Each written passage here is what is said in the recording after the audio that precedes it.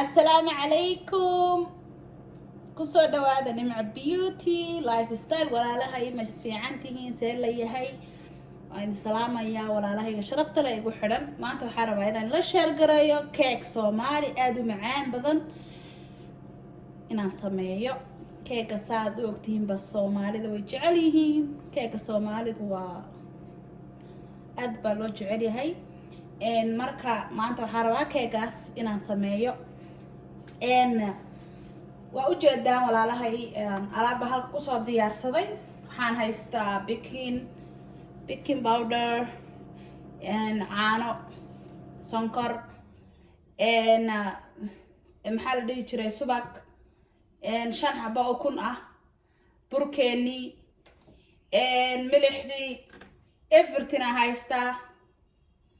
vanilla extractna waan ku darayaa iyadana hal qaado marka walaalahay aan jeclahay ila daawada sida aan maaragtay aan isugu dardaraayo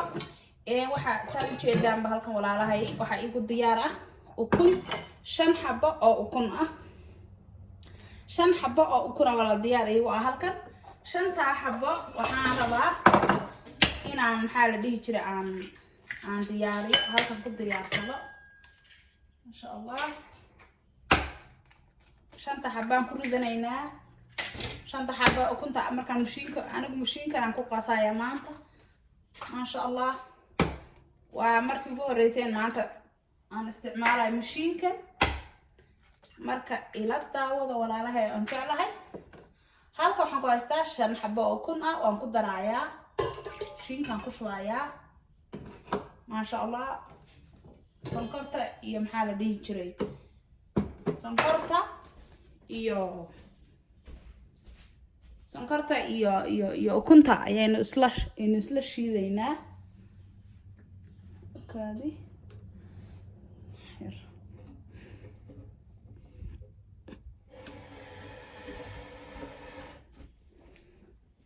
saad u jeedaanba bas karaalka ahaada shinkeena inoo shilay walaalahay caanahana waa ku darayaa